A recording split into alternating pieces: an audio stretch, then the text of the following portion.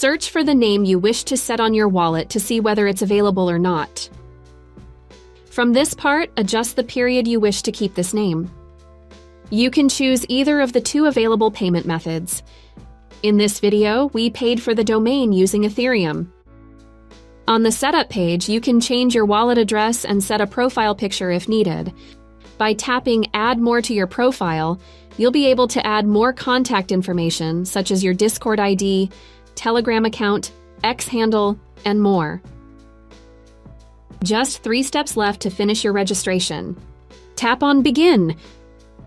To book the domain, you should pay a small amount of Ether.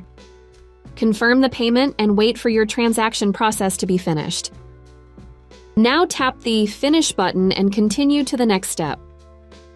Once you're certain about all the details, confirm the transaction and pay the full price for your ENS domain. Once again, wait for the transaction to be sent. That's it.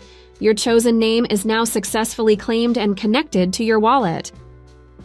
By the way, you can edit your profile or add further information to it anytime.